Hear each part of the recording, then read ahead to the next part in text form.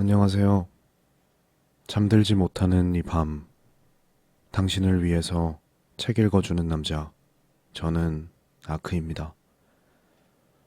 오늘은 지난 회차에 이어서 송형석 박사님의 나라는 이상한 나라, 이어서 읽어드릴 예정입니다.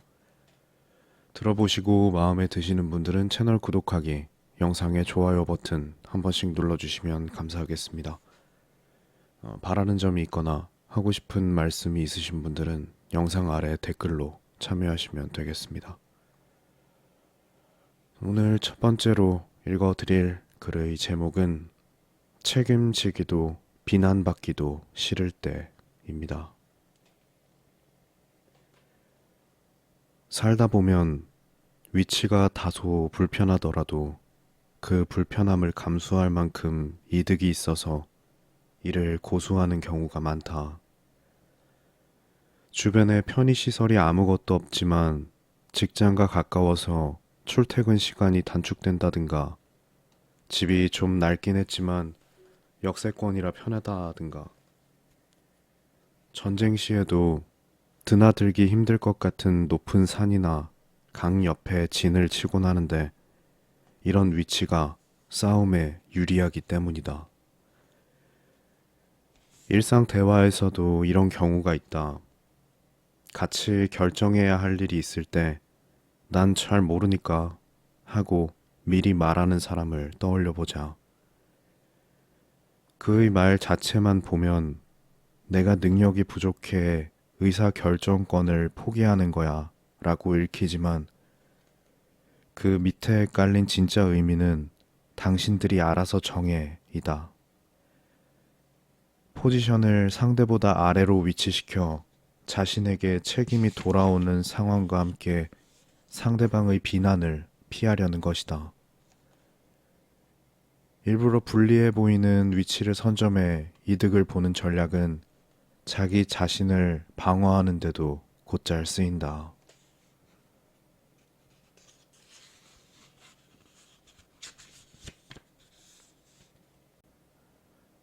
내 마음은 왜 이런 모양일까? 뇌 구조가 궁금하다면 영화 인사이드 아웃을 보는 것이 가장 쉬운 방법이다. 영화에는 뇌의 물리적 실체와 그 내부의 심리적 상황이 잘 나타난다. 그중 중요한 사실은 외부에서의 정보를 제일 먼저 검토하는 것이 사고가 아니라 감정을 담당하는 곳이라는 점. 정보를 기쁨, 분노, 혐오, 불안, 우울로 라벨링하고 대뇌의 각 부분으로 쏘아보낸다. 이렇게 저장된 기억들은 필요할 때마다 꺼내서 사용할 수도 있고 사용되지 않는 기억은 삭제된다. 두뇌 작동 원리에 관한 기본적인 이론으로 뇌 삼위일체론이 있다. 뇌의 세 부분이 서로 견제해 상호작용한다는 것으로 첫 번째는 척추와 직접 결합된 뇌간이다. 이는 파충류의 뇌라고 불리며 생존에 관련된 기본 기능을 담당한다. 두 번째는 뇌간을 싸고 있는 변연계로 공격성, 성욕, 식욕 등의 동물적 충동을 매개한다. 세 번째는 대뇌 피질로 사고, 추리, 제어 등을 담당한다. 이것이 발달할수록 고등동물로 여겨진다. 인사이드 아웃에서는 인간 행동을 결정하는 중요한 기능이 이성이 아닌 감정들로 그려지는데 그 감정을 담당하는 센터가 바로 변연계에 있는 편도체이다. 이는 놀람, 불안, 분노, 기쁨, 혐오, 슬픔, 공포 등의 감정 판단을 한다. 우리는 외부에서 자극이 오면 두 가지 채널을 통해 해석하는데 하나는 편도체로 직접 정보가 입력되어 재빠르게 이것이 위험한지 좋은지 상황을 판단하며 하나는 시상을 지나 감각 처리 영역을 거쳐 전두엽 피질에서 천천히 판단한다. 전자는 자연 환경에서 즉각적으로 반응하기 위한 채널로 이것의 작동 비율은 의외로 높다. 이를 후자의 채널로 억제하는 교육을 받지 않으면 자신의 감정 변화에 따라 살아가기 쉽다. 우리의 기억 정보 역시 편도체를 거쳐 감정의 라벨을 붙인 후 역시 변연계에 속하는 해마에 2년간 저장되었다가 대뇌피질의 각 지역으로 옮겨진다. 그러나 정확히 어디에 존재하는지는 애매하며 뇌 전체에서 네트워크상으로 패턴화되어 기록되는 것으로 생각된다. 신피질에는 50만 개의 피질 기둥이 있고 기둥마다 600개의 패턴 인식기가 담겨 있다. 이는 어떤 패턴이 변형될 때 차이점을 빠르게 구분하는데 유리한 구조다. 소위 인간의 직관적 판단이라는 것은 사건을 패턴화시킨 후 비교하여 차이를 이해하는 방식인 셈이다. 인간이 컴퓨터처럼 논리적인 사고에 능한 타입은 아닌 것이다.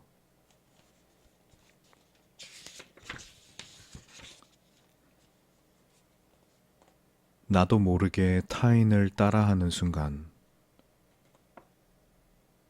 마음은 형태가 없다. 실제로 그것이 존재한다는 증거도 없다.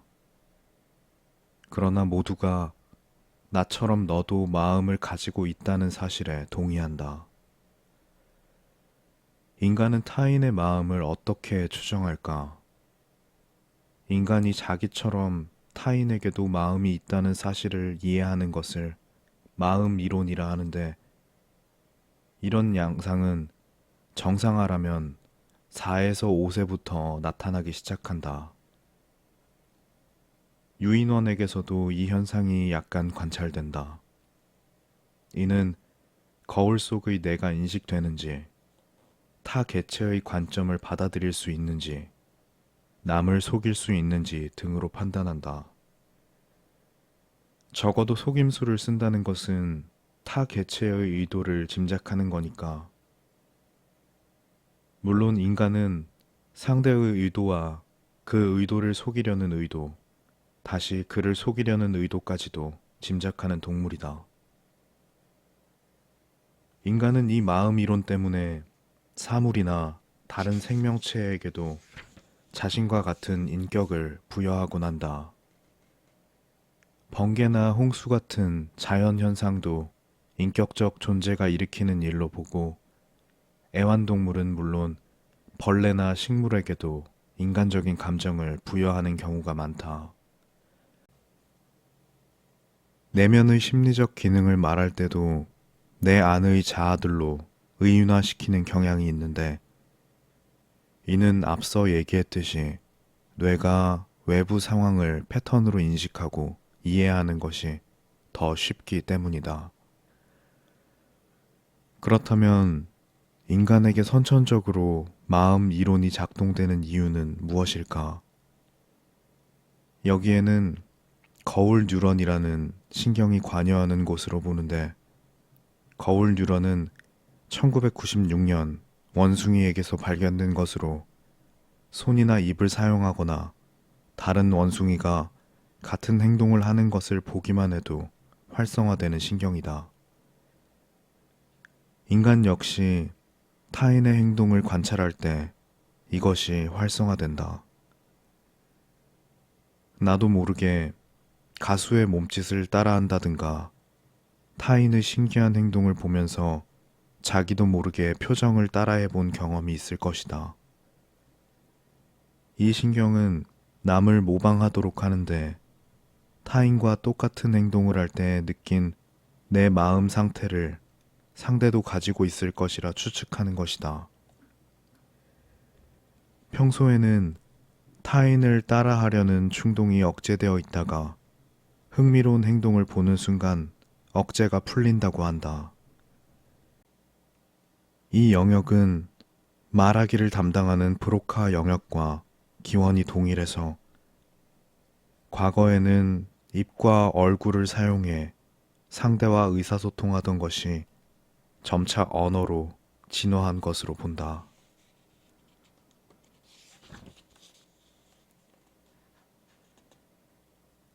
언어가 다 담아내지 못하는 것들. 우리의 인식은 새로운 발명에 의해 범위를 넓힐 수도 있지만 동시에 그 경험에 침식되어 중요한 것을 상실하기도 한다. 사진에 대해 한번 생각해 보자. 우리는 증명사진의 신기한 현상에 대해 매우 잘 알고 있다. 분명 내가 보기엔 내 얼굴이 아닌데 남들은 이상하게 내 얼굴과 똑같다고 한다. 친구의 사진을 봐도 분명 자신의 얼굴임이 틀림없는데 이상하게 나왔다며 민망해한다. 사진은 그것이 실제 나의 모습이라고 주장하지만 사실 그것은 한순간의 3차원 정보를 납작한 2차원에 투영한 것에 불과하다. 더욱이 우리의 뇌는 3차원의 얼굴이 짓는 표정들, 인상적인 움직임, 그에 대한 기억 정보로 이루어진 패턴을 통해 우리의 얼굴을 기억하기 때문에 정지한 상태의 얼굴이 실제와 다르다고 느낀다. 물론 자기 얼굴을 미화시키는 경향이 제일 지대하겠지만 말이다. 100여 년간 이루어진 2차원 사진 매체의 발달은 얼굴의 미를 사진으로 판단하게끔 만들었고 아름답게 느끼는 우리 뇌의 방식을 부정하도록 만들었다. 현재 인기 있는 연예인들은 2차원 매체에 어울리는 얼굴을 가졌다고도 볼 수 있는데 미래의 후손들은 3차원 입체 영상으로 요즘 영화를 감상하면서 배우들 얼굴이 너무 작고 좁게 생겼다고 느낄지도 모른다. 이제 언어 이야기로 가보자. 언어는 나를 중심으로 세계의 여러 성질을 구분하는 데 사용되며 이를 이용하여 눈에 보이는 것, 보이지 않는 것들을 명명하고 관계를 엮어나갈 수 있다. 인간이 지금의 인간이 된 것은 언어를 통해 다른 개체와 정보를 교류하고 문자를 통해 지식을 축적할 수 있었기 때문이다. 그러나 언어라는 도구는 사물이나 현상 본연 상태를 100% 제대로 표현해 주진 못한다는 점이 문제였다. 언어적 사고에 의한 판단과 비언어적인 판단은 서로 독립적인 회로를 사용한다. 애완동물은 언어를 쓰지 않아도 일련의 판단과 행동을 할 수 있다. 이는 대개 위험을 피하거나 이익을 얻기 위한 본능적 행위 혹은 수많은 반복 훈련을 통해 터득한 복잡한 기술이다. 사회가 발전하면서 의식 체계가 언어에 주로 의지하다 보니 우리는 언어 이전의 세계가 있다는 것을 가끔 잊어버린다. 극단적으로는 자기가 하는 행동 모두를 나는 단어를 외우고 있다, 나는 밥을 먹으려 한다 라는 식으로 일일이 인식하면서 그렇게 하지 않으면 불안해하는 강박증 환자를 예로 들 수 있겠다. 언어는 여러 면에서 인간의 생각을 확장시킴과 동시에 제한시키는 면이 있다. 문법 구조 자체가 나는 무엇 하다 혹은 무엇을 한다 같은 형식이다 보니 언어는 사고 방식을 주체가 하는 행동이나 상태를 설명하는 방식에 국한시킨다. 이를 벗어나는 언어는 시나 예술에서 볼 수 있는데 논리가 아닌 감각과 이미지의 연관에 의해 진행되므로 낯설게 느껴지고 언어에 비해 열등한 취급을 받기 쉽다. 하지만 시와 예술의 가치는 우리 모두 알고 있다. 언어가 역으로 사고방식에 영향을 미치기도 한다.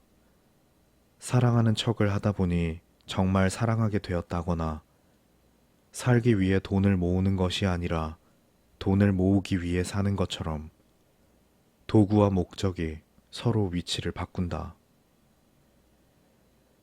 미래형이 없는 언어를 쓰는 나라는 미래를 현재와 연결시켜 생각하므로 저축률이 더 높다거나, 미안하다라는 표현이 없는 나라의 국민들에게는 책임지는 상황을 회피하는 경향이 있다든가, 한국어나 일본어처럼 동사가 제일 끝에 위치한 언어는 말을 늘 끝까지 들어봐야 진의를 알 수 있으므로 속내를 감추거나 말을 흐리기가 더 유리하다는 등의 이야기도 여기에 해당할 수 있다. 또한 우리가 쓰는 언어는 복잡한 정보들을 압축해 나타내는 것이므로 실제 의미를 단순화시킨다는 단점이 있다. 예를 들어 단순히 나는 돈을 번다 라고 말을 해도 이는 그냥 사실을 말하는 것으로 볼 수도 있고, 전후 맥락에 따라서 억울한 감정을 토로하는 것으로, 또는 내가 그만큼 나이가 들었다는 의미를 나타내는 것으로 간주할 수도 있다. 반어법으로 쓰였을 수도 있다. 그래서 A를 말했다고 생각하지만 B로 전달되거나, 더 큰 뜻을 의미했지만 작은 뜻만 전달되는 경우가 생긴다. 심리를 파악하는 입장에서 가장 문제가 되는 부분은 언어가 거짓말을 한다는 것이다. 사람의 뇌는 먼저 판단하고 행동한 후에 언어로 이를 설명하는 구조로 되어 있는데, 이 과정에서 언어 중추가 그럴싸한 설명이나 명령을 할 수 있다. 지금 당장 아무 생각 없이 이렇게 소리내어 말해보라. 너무 배고파. 떡볶이 먹고 싶어. 뇌는 그런 판단을 하지도 않았는데 여러분은 아무 말이나 할 수 있다. 즉, 거짓말도 할 수 있는 것이다. 그런데 방금 한 말에 자극을 받았는지 배도 좀 고픈 듯 싶고, 떡볶이도 누가 사왔으면 좋겠다는 생각이 들었다. 과연 여러분의 몸은 정말 배가 고프다고 느끼는 것일까? 아니면 거짓말에 여러분의 몸이 속은 것일까? 몸의 체계가 신경의 물리적 전달에 따른다면 언어는 독립적인 논리 체계에 의해 진행되기 때문에 이 둘의 차이가 심리의 정확한 인식을 방해하곤 하는 것이다. 언어를 단순하게 사용하는 것도 문제가 된다. 언어는 그 성질상 뇌와 신체의 애매한 상태를 어느 한쪽으로 고정하는 역할을 하는데, 그것을 확정하는 순간 남은 가능성은 부정하게 된다. 우리는 한쪽을 선택했을 뿐인데 선택한 쪽이 모두인 것처럼 생각하기 쉽다. 언어가 실제를 정확하게 표현할 수 없지만 표현하고 있다고 착각하고, 나는 내가 말로 생각한 대로 존재하고 있다고 스스로를 기만하게 되는 것이다. 실제로 이런 현상이 상담을 할 때 문제를 일으키곤 한다. 가장 큰 문제는 내담자가 자기의 불안하거나 우울한 기분을 묘사할 방법을 찾지 못하는 것이다. 분명 얼굴을 찌푸리고 주변 사람에게 짜증을 내긴 하는데 스스로가 우울하다는 것은 이해하지 못한다. 눈을 이리저리 굴리면서 다리를 덜덜 떨어도 자기가 불안하다고는 말하지 못한다. 그들에게는 불안, 우울을 표현하는 언어가 없기 때문이다. 그들은 이러한 증상들로 인해 고통을 받을 뿐 이를 해결할 방법을 찾아낼 수가 없다. 언어 지능이 높지 않아 표현력이 부족한 사람도 그럴 수 있지만 반대로 너무 말을 잘하는 사람도 많다.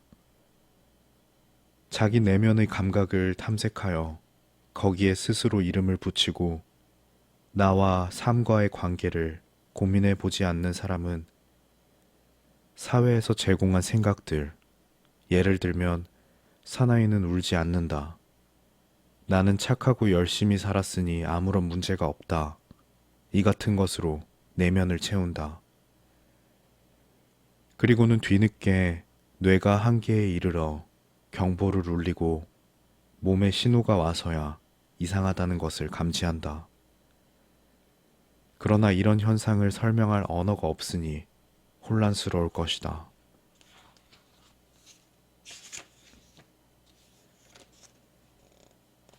위대한 나의 발견. 한 사람의 정체성이 형성되는데 가장 중요하게 여겨지는 것은 부모와의 관계와 정체성이 확립되는 부분이다. 부모는 인생 초기뿐만 아니라 성장 이후에도 내적 부모상으로 남아 지대한 영향을 미치며 10대 이후로는 소속된 사회에서 건전한 모범적 자아상을 제시해준다. 그러나 어떤 사람은 이런 과정이 실패함에 따라 자학하며 살아가기도 한다. 어떤 사람은 이런 과정에 너무 몰두한 나머지 자신의 진정한 욕구를 무시하며 살아간다. 인간이 가진 중요한 의무는 부모가 가르쳐준 인간에 대한 관점, 사회가 가르쳐준 관점을 극복하는 것이다. 이를 위해서는 현재 자신의 위치와 삶의 목표를 돌이켜보는 과정이 필요하다. 이 과정에서 참 자아가 발생하며 부모와 사회를 넘어선 이후에는 또다시 자신이 만들어낸 관점을 극복하는 과정이 필요하다.